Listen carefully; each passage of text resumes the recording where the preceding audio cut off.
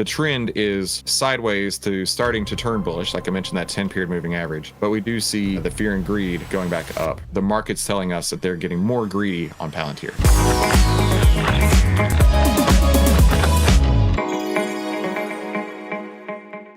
My name is Christopher Yulew. I've twice been awarded top 100 people in finance. I was mentored by 5 of the market wizards, the best traders of all time. I've been successfully trading since 2009, and this is where we save time, make money, and start winning with less risk together as a team. Now let's get into the lesson of the day. All right, so be sure to stick around to see how we rank this video out of 10 and subscribe if you haven't done so already. So this video is called I Can't Stay Quiet on Palantir Anymore. Now, this comes from the Felix and Friends GOAT Academy channel. I only recently watched one of Felix's videos for the first time, and I came into the video very skeptical because I see all these pump and dumpers all the time talking about how great it is to buy every stock that's going down to zero. And I thought that's where he was going on the other video, and then he turned it around, totally redeemed himself, and I was a huge fan of what he was doing. So I'm excited to watch this and see where he's going on Palantir.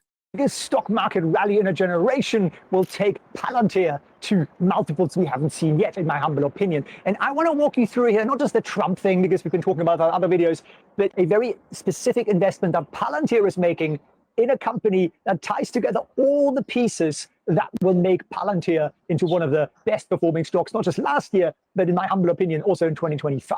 We're talking about a $5 billion move into maritime defense. Sexy, I know. But once you understand... I used to work for a defense contractor. I used to work for Raytheon. And it was pretty cool, right? I worked in finance for Raytheon for about 3 years. And I left because I didn't like the corporate culture, right? It's very, very bureaucratic, as you could imagine being a government contractor like that. But did work on a lot of cool programs. The particular programs that I did finance on were around the Predator and Reaper drones. I had a US DoD secret level clearance. Saw some pretty cool stuff. Had to work in a skiff, one of the projects that I was working on. So curious to see where this one's going. This, you realize that we're right now in the calm before the storm. For those of you who just don't like to watch longer videos, here's the essence. Palantir is in discussion to invest significant sum of money into Shield AI. It'll position Palantir at the very forefront of maritime defense technology, and that's a huge deal. It's a strategic move that's going to reshape the whole 40 billion maritime security market and much, much more, because the big tech giants are also jumping on this, and I'll explain to you why in the next couple of minutes, and also how we make money out of this. So I've spent days trawling through all the data here, and I think mainstream media and Wall Street analysts are missing the boat here once again. And maybe you're thinking, well, with all the AI noise and all that stuff out there, why should I care about this specific deal? Well, when you understand how it connects the dots with recent underwater infrastructure attacks, NATO's 8 billion initiative on exactly this, and how it ties into the big Mag 7 tech companies, I think you might realize why this matters for your portfolio. And I want to do one better for you. I think we're at the very beginning of the greatest stock market rally or bubble. It doesn't really matter. We've seen in a generation, and it's going to be a tremendous opportunity for us to build huge wealth. So I want to share with you exactly how I plan to do that. And I will therefore run for you on Friday a live webinar / masterclass. We're going to skip this real quick. Well, we will grab yourself a seat. But let's just zoom out for a moment here. 22 years ago, in that post-9/11 world, Palantir emerged with a mission that seemed kind of impossible. Revolutionize how government processes massive amounts of data. And now we're in 2025, and now it's actually possible, right? With big computing power, we have AI, all of this is now possible. So from Palantir's early days of working with intelligence agencies to their current 150 billion market cap, Palantir has always pushed the boundaries of what's possible. And what they've just announced is extraordinary. Shield AI, a company that most people have never heard of, unless you watch my videos regularly, is raising $200 million at a $5 billion valuation. And they've attracted investment from companies like Airbus, Palantir customer, defense contractors L3Harris, Palantir partner, and Silicon Valley heavyweights like Andreessen Horowitz, again, connected to Palantir, and now apparently Palantir itself.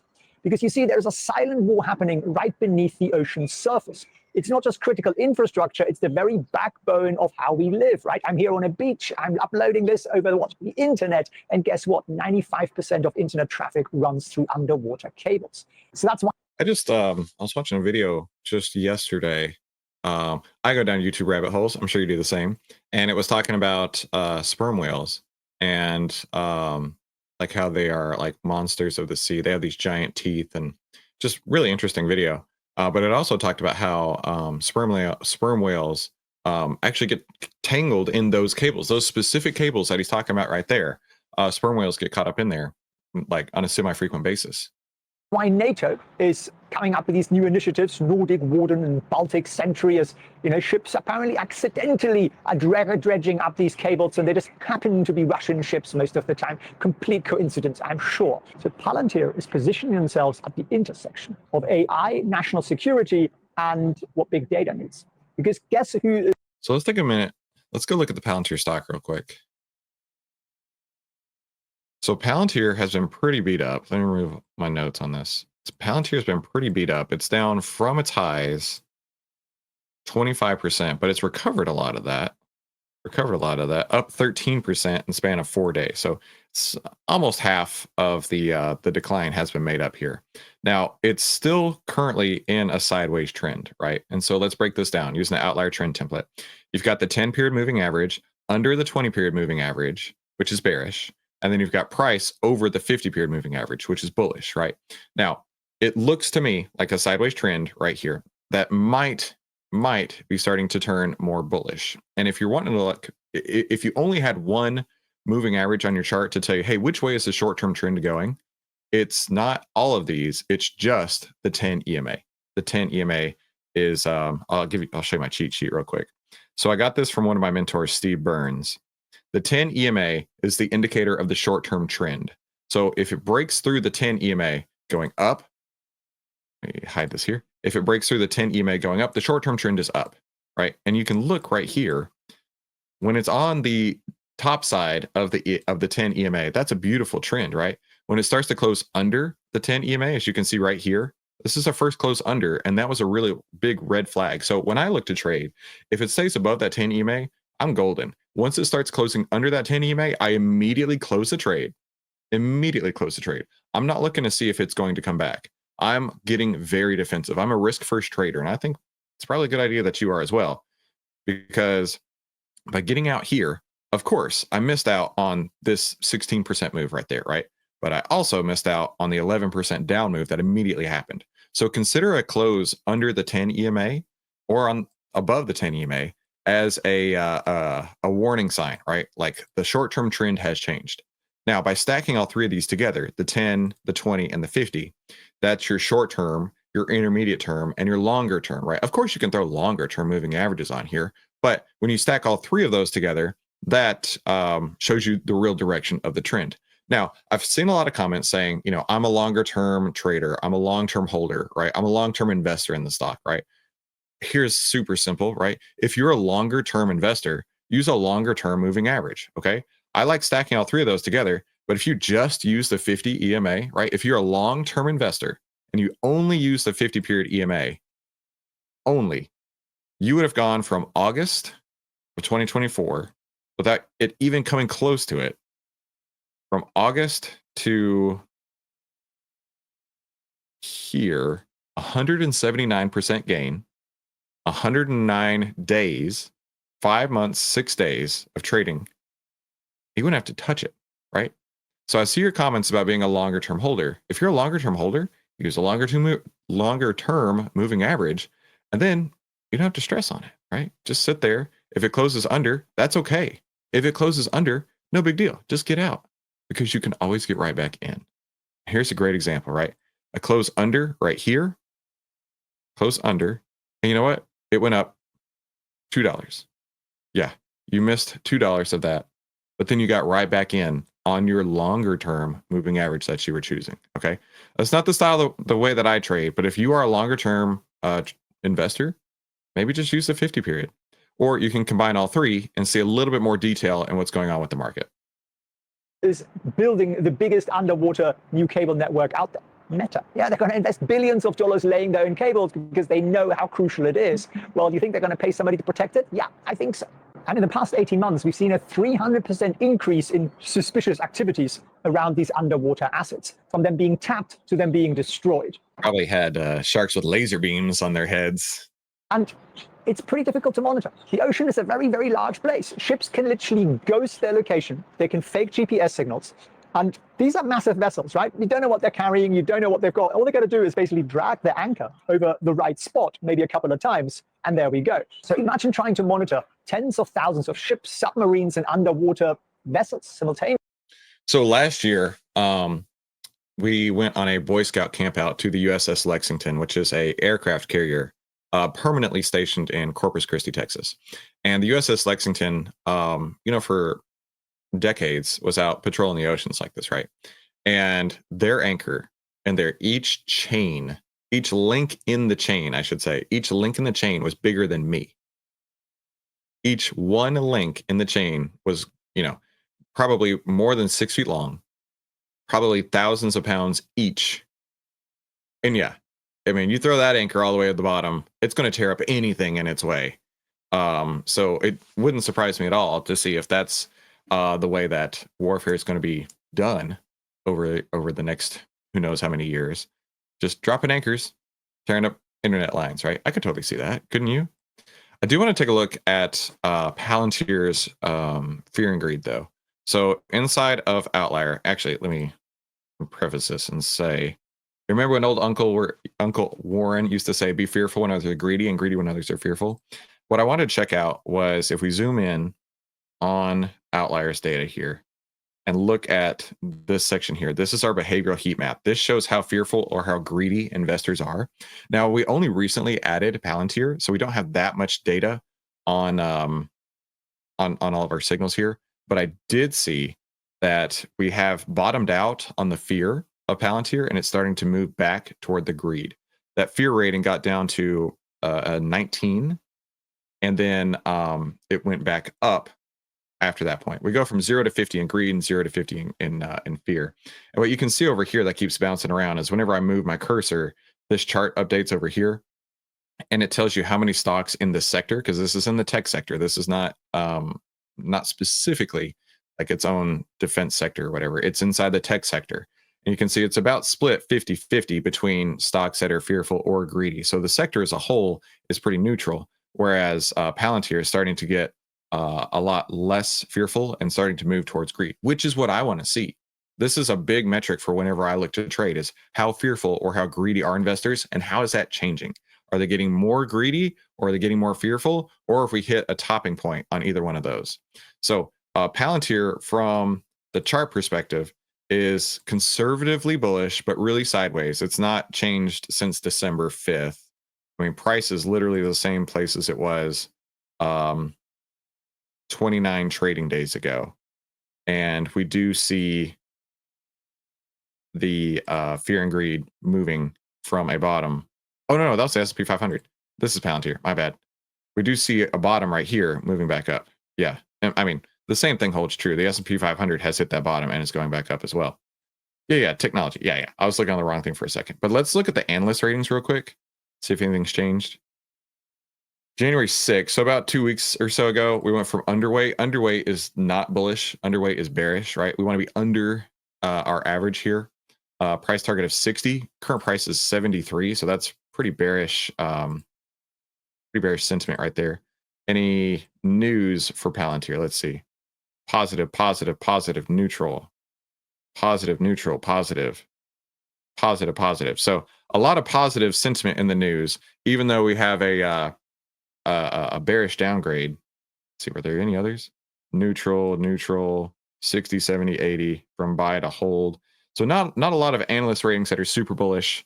The news is decently bullish. The trend is sideways to starting to turn bullish, like I mentioned, that 10-period moving average. But we do see the fear and greed going back up, right? The market's telling us that they're getting more greedy on Palantir. So my overall consensus on this is a slightly bullish perspective. So you're dealing with satellite data, sonar readings, weather patterns, historical movement data. It's like, that puzzle that you just can't solve. And that, of course, is where Palantir comes in. It's game-changing what they do because their AI can process all of this data in real time. They can spot the patterns that human analysts are going to miss when a ship suddenly goes dark near a critical infrastructure point, or when unusual anchor-dragging patterns emerge as a sort of zigzag over the spot. Palantir systems can raise that alarm within seconds or milliseconds even. But the real question is, how does Well, I don't know the details, but I do know that the U.S. Navy knows every single thing that is happening in every single ocean in the entire world. So they know the moment that a foreign adversary is moving towards those internet lines. They know the moment that that anchor gets dropped, and they know the moment that they're trying to break the cables. Like the U.S. Navy knows that. Like I've seen people who are doubting the military. You have no idea. You have no idea what the military is capable of. You might know a decade from now what they could do today. But I'll tell you one thing. There is not a square inch of that ocean, as deep and wide as it is, that the U.S. Navy does not have covered. Like, they know. Shield AI fit into this, and what's the investment here about? Well, when you understand Shield's AI's capabilities, you see why this partnership is going to change literally everything for underwater cable security. Shield AI is a drone company, but not any old drone company. They've developed something that's changing the game in defense tech. Autonomous aircraft that can think and adapt without human input.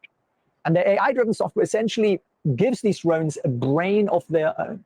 So when Palantir announced the interest in Shield AI, and they have a partnership since last year, but now we're talking about an investment, I was like, this sounds something that's going to be very, very interesting. There are a couple of layers. First, you've got enhanced domain awareness. Imagine just having eyes everywhere all the time. Shield AI's drones can literally patrol vast oceans 24/7, feed real-time data back into Palantir's systems. Second, Shield's autonomous flight algorithms combined with Palantir's data, well, it gives you the ability to just see 20 moves ahead. And it therefore creates a very, very important competitive differentiation, to use some fancy language here, because this isn't just about defense anymore. This is also about protecting the assets of the oil majors, say, the assets of, say, Meta, they have their own cables, or anybody else who's shipping stuff that's important around the world. That's a lot of people, right? Everything basically that we buy and gets traded gets shipped over the oceans. And then we take it back to what's happening in the US right now. New president coming in, they're going to overhaul the Department of Defense. They're going to spend a lot less money on just people on the ground and old style tanks, that somebody has to drive, and everything is going to go autonomous. How do you connect all the autonomous dots? Okay, you need Palantir to run it. And then what's Elon doing with Vivek slashing the size of the government down? How do you replace massive bureaucracies with automation, with AI, as in Palantir? Palantir already has contracts with everything from the IRS to the SEC to loads of government departments, from health and everything else, of course, Department of Defense and intelligence agencies, and they will be able to literally take thousands of people's roles and eliminate them. And you might think, well, it's bad, we lose jobs. Well, you're paying for it. You're the taxpayer. So it's really your call whether you want to pay for that or not, and whether it's a good thing to have people do pointless tasks, right? That could be automated. They could probably find something more intelligent to do with their time. So what I see here is that Palantir is this very intersection of government defense, security, maritime security, which is the lifeblood, not just of shipping, but now of the internet. 95% of you are going to get this video through an underwater cable. Seriously. So the big data center companies like Meta, Amazon, Microsoft, and so on are all looking at building their own networks to make sure they have the infrastructure needed, that they are then going to want to protect that. So Palantir's opportunity here isn't just government, it's also the private sector. So okay, so let me know in the chat, how do you feel about Palantir, the company? I know Palantir is one of those stocks that gets lots of clicks, which is why I picked on this video. But I mean, itself, Palantir has been in a crazy bullish run. Let's zoom out just a little bit here. It really kicked off in February, so almost an entire year. It went up 400% from around $16-ish to a high of around 80 something dollars, 84-ish, 85-ish. Obviously that's come down, but it's still up, about 350%, give or take. So was this a stock that you were interested in, that you traded, that you invested in? Like I say, my current thesis on this, which I have no skin in the game whatsoever, is slightly bullish, conservatively bullish. I'll put it that way. Not a strong buy for me. Not until we see that 1020 cross. We do have the behavioral heat map starting to get more bullish here. We even have a buy signal that's been hanging out right there as well. Our performance summary using these buy and sell signals shows, oh wow, outlier. I didn't realize this. OVTLYR had a 494% return with these buy and sell signals that we've plotted out on the chart here. So that's pretty cool. I didn't realize it was that high. So yeah, that's my stance on Palantir right now. Conservatively bullish, but let me know in the chat what your trade or what you think of Palantir. I'd really like to hear. Now let's give this video a ranking from 1 to 10, from forgettable to legendary. I'm gonna drop this in the 6. Nobody gets a 7. I wouldn't call this an impressive video. I didn't feel like I got all that much out of it other than knowing some new news that's going on over at Palantir. But I do want to know your thoughts in the comments below. And of course, tell me what you're trading too. And be sure to come back tomorrow where I'll help you save time, make money, and start winning with less risk together as a team here in the OVTLYR Trader Room. Have a fantastic day.